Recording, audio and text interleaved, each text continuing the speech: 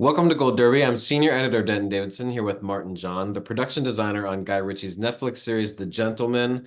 Martyn, quite a world this is, and a lot of different sets and locations. This did not look like an easy task. So what were the original discussions like with Guy in terms of how we wanted this world to look and feel?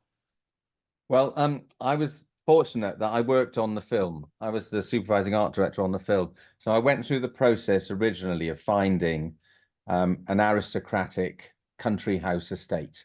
So we went through about 40 options. So I knew where not to go. So that was the first thing. And then the second thing is because of production bases, we had to be so many as close to London as possible, but that didn't exist. So then I had to sort of like narrow the options down, and I went to three or four different places, and badminton was one of the favorites. So then I had a meeting with Guy, showed him the options, and he knew badminton because he'd been hunting there in the past, and he just loved it. So that was a goer, and they wanted us to come and film there. And it's the most beautiful, beautiful country house. And yeah, that's how we found it. And that's really for the out exterior shots. And did you go inside at all, or like how much Yeah. did you have to build Because versus? the Duke and his family live there, they wanted to limit as much as possible how long we were around because, a film crew of 250 people and all the equipment are quite disruptive. So we went into the entrance hall, we went into the staircase, we went into two of the salons, and then we used the grounds extensively. And we had to bury the Duke, and they didn't want me digging a hole in the family cemetery. So I created a cemetery in one of the paddocks where they keep horses. So that was quite a challenge because when we started digging, we hit a lot of roots. And I don't know if you've ever had to dig a grave, but they're very, very time consuming and hard work. And Fortunately, I have never dug a grave. well, if ever you have to bury somebody, and I've had to bury quite a few characters over my time in films, it's very hard work. And so I think we dug two or three different holes before we got the right one. And then it's all about the shot where the actors are going to be having the house in the background, where the sun is. It's quite a complicated thing. So we were quite limited, but yeah, we didn't shoot that much inside badminton, which meant I had to recreate Badminton House Wow. in the sets I built, and it was always a problem because it's incredibly grand, it's fabulously decorated, it's got incredible paintings, and to match those are very difficult. It's just a scale of everything. It's a palace, a Georgian palace, amazing. So how do you go about building those sets? And, what are the trickiest elements in terms of like the artwork is, I mean, it's so specific and Yeah. and things like that. With the artwork, you can hire a lot of very wonderful historic paintings, or you can buy the rights to them and get them printed and frame them and texture them so that they look real. Or you can do them from originals. You can create originals for the Duke and the Duchess. Because of the actors involved, I got specific paintings done of them. And then I took the view that if it was a historic family of aristocrats, they were probably linked to the military. So then I went down the line of having a lot of historic military paintings that I could hire to put into the house. And that gave it then a flavor, a lot of red tunics and black tunics and grand masters. So I wanted, it gave me a color palette to work with, which was one of the determinant, you know, um, figures of actually how we went about the sets. And then the size of the rooms. If you think you've got a film crew of 25 people behind the camera, you've still got to have all of the dressing, the sofas, the cabinets, etc. You need to stretch rooms much bigger than domestic scale. So we needed a big space to build in, high space. Then you've got to think about the lighting through the windows or above the set. So everything needs to be sort of stretched and considered. And then you've got the decoration, the level of decoration.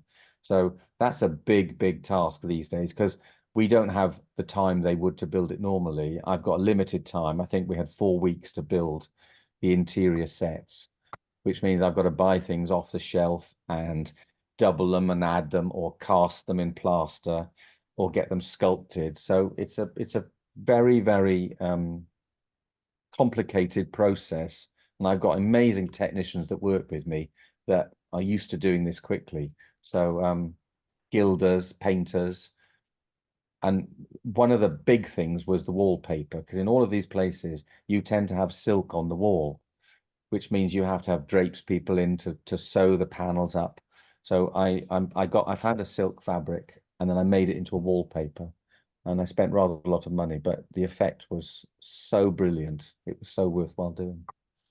So what is that like when you're getting inspiration for how to interior design this stuff? Like where do you go buy this?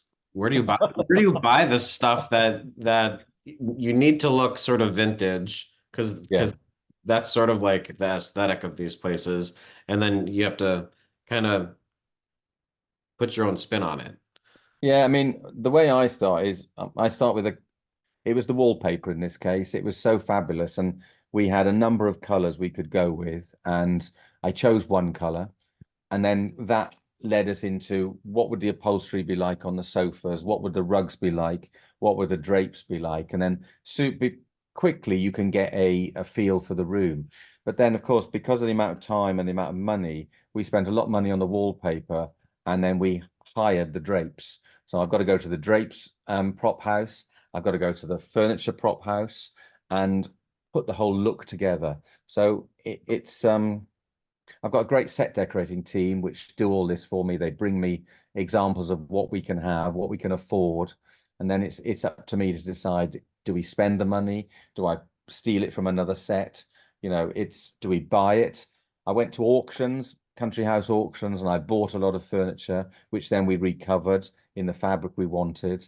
But it all takes a lot of time, and it's just coordination really. But I've got great people that work for me that know where to go and how quickly to get things done. We'll talk about the weed garden because that's hiding on the estate as well. So how did you make that happen and make that atmosphere where we see the weed plants growing and then create the weed itself? I mean, I'm sure you weren't growing your own pot garden. No, no. Well, all the pot plants are silk. Okay. So we got the leaves from China. They're printed in China. There's an incredible, you can get any plant or any flower in silk from China, as long as you've got enough time. So we stuck our neck out and we imported all these silk leaves, marijuana leaves, and then we had to make the plants and the seed heads from the plants we 3D printed. We did a computer model of it and then we printed them all.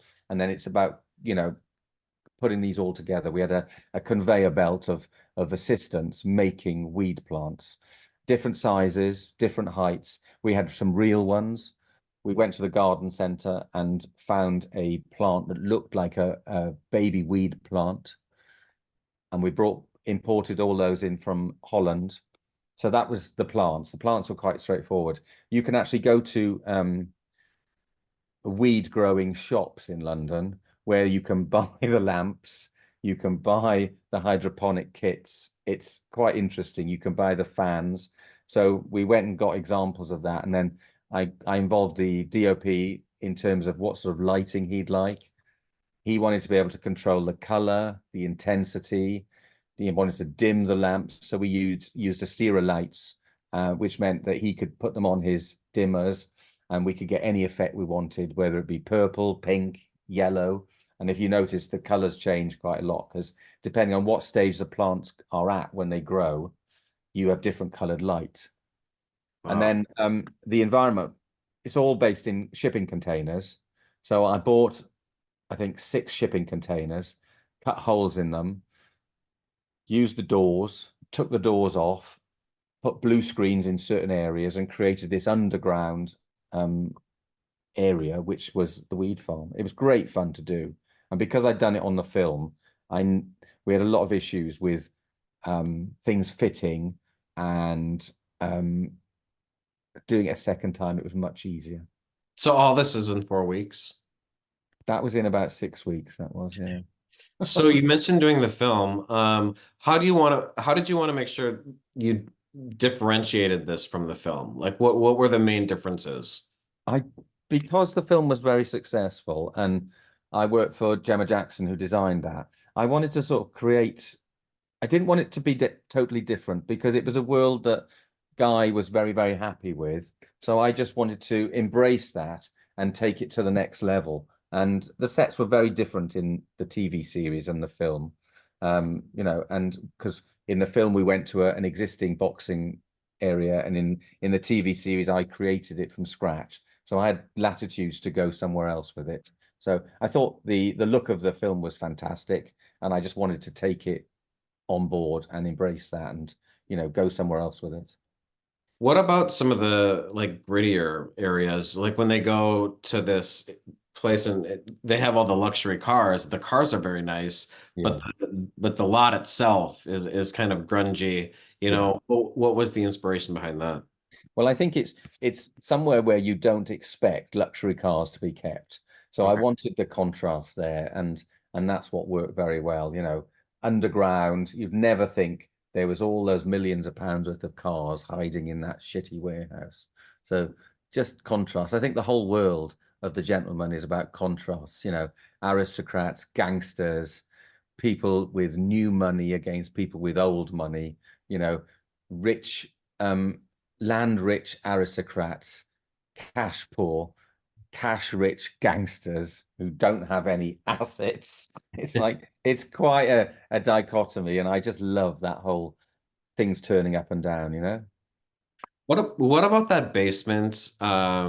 This really threw me for a loop when all of a sudden we find out they're like after Hitler's testicle. I'm Yeah. curious, like, what is that basement like, and who's in charge of Hitler's testicle? Is that a production design? Is that like props? Like who? That's a prop make.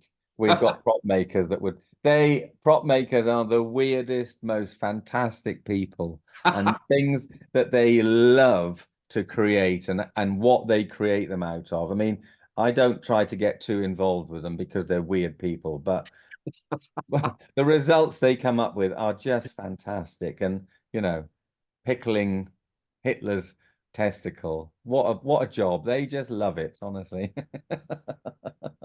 But you still have that surrounding and the book and talk about Stanley's area room and what that says about him as a character.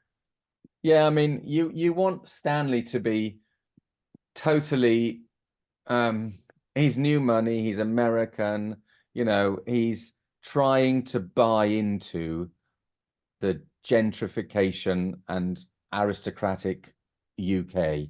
And it's a very difficult thing to do. You have to be bred into it. So all of his surroundings sort of quite miss a bit, and the gentleman's club that he goes to is very different from the one that I don't know, a duke would go to. And so the color on the wall was just a bit off. The green wasn't particularly fabulous. It could have been much darker and more historic, and it was just a bit pea green and not quite right. And decisions like that tell you so much about a character, actually. And you've worked on multiple projects with Guy Ritchie, so he tends to bring people along that he likes. I mean, he's collaborated with a few people multiple times. What is the best thing about working with Guy? Like, what do you like working? He gives me freedom to explore my talent and my craft, and I'm working at the top of my game with, great budgets, with great technicians, and it's just really, really exciting, actually. He allows me to do what I can and explore that. And you never know what the reaction's going to be. How has it been to see the success of this series and how well it did on Netflix? It's really funny because when I read, obviously, I worked on the film, and then I read the scripts for the first two episodes of the series, and I was just so excited because they were much, much better than the film. And then the way that it's been received, I think it's caught a moment in time where people that, you know, watched his films 20 years ago, their children are now getting involved with The Gentleman. And, you know, 18, 19, 20-year-old people are just so excited by the language, the drama of what he creates. And I think that's why it's done so well. It's a new generation of being able to dial in. You know, their parents are watching it because they watch Lock, Stock and Snatch and all of that. And now their kids are involved. And it's got a real buzz about it because it's exciting. Yeah. And it's fun and it's Yeah, action, it's drama, it's comedy. It defies genre in so many ways. totally. Well, it's beautiful to look at and watch. And Martin, congratulations on this Thank incredible you very series. much. And best of luck to you and the whole cast and crew at this year's upcoming Emmy Awards. Okay. Listen, lovely to chat to you. Okay. All the best.